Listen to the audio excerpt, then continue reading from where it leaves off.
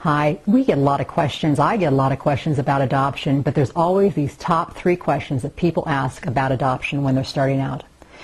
If I'm working with a couple, they want to know, most of the time, the wife will say, how long is it going to take before I can adopt? And of course, the other spouse will say, and how much is it going to cost me? And then the third question is, how can I prevent a birth mom from changing their mind? And this is really important. So I'm going to answer all 3 of these questions right now. First off, how long it's going to take. It really depends on the type of adoption you're doing. If you are seeking a newborn, it may take a little bit longer depending on the program you're working with and what the program actually entails and their specialty. If you're looking at a sibling group, an older child, many times it's a lot less time. And if you're looking for a child maybe that's not of your race, many times it takes less time too. So you really have to come to a decision about that. The time frame can be anywhere. We've seen adoptions in 24 hours at lifetime adoption, and we've seen them take a year to a year and a half. Again, depending on when your paperwork gets back and what you're looking for too. The next one is how much does it cost? And again, it varies on the type of program. If you're going international, you're going to pay more money for an international adoption.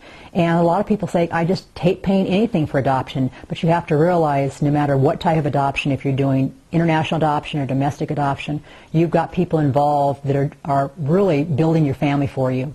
And you don't want to have a service that's not going to check the I's and dot the I's and cross the T's. And you want someone that's experienced. And I have found over the years talking to people that a lot of people will try to cut corners in this one particular area, and this is not an area you should be cutting corners in because you don't want to waste good money with someone that doesn't know what they're doing.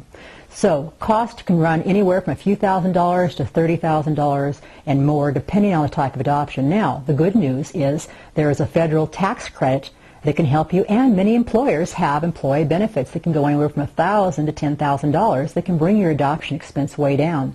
So that means you can contact your HR department and find out about that.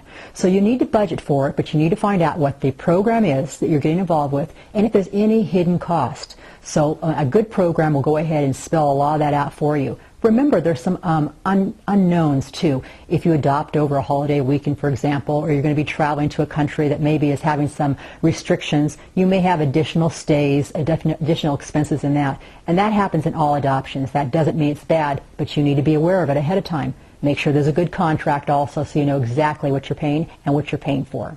The third one is, that I get quite often, is how can I go ahead and prevent a birth mom from changing her mind? And this is really difficult. And in my own adoption, when I adopted, our birth mother did change her mind with the birth father, and we had one chance in a million of adopting our son, but it went through. And I really say it's God's way, and it was my Harvard education in adoption to learn what to do and not to do in an adoption plan. So you want to work with a good professional that you can depend on, that has a track record that you can check out with the Better Business Bureau. You want to make sure that you're very clear on the type of adoption you want. And when I say that is what you're willing to accept. So you may want a newborn, but you want to be able to bend a little bit and say, you know, if I had a newborn at 6 months, I'd be happy. And maybe not gender specific. That will take you longer also. When you are working with a birth parent, you want to see if you can spend as much time with that birth parent as possible to get to know them and them to know you.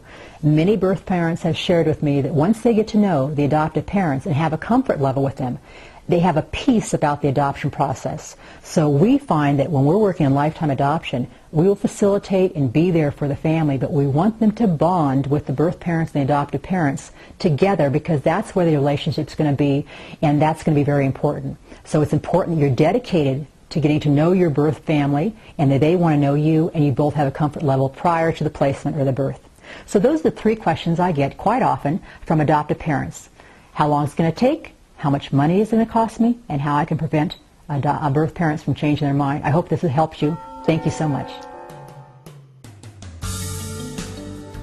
If you'd like more information regarding these videos or more questions you might have about adoption, go to AskAdoptionQuestions.com and we'll send you 20 free videos all about adoption.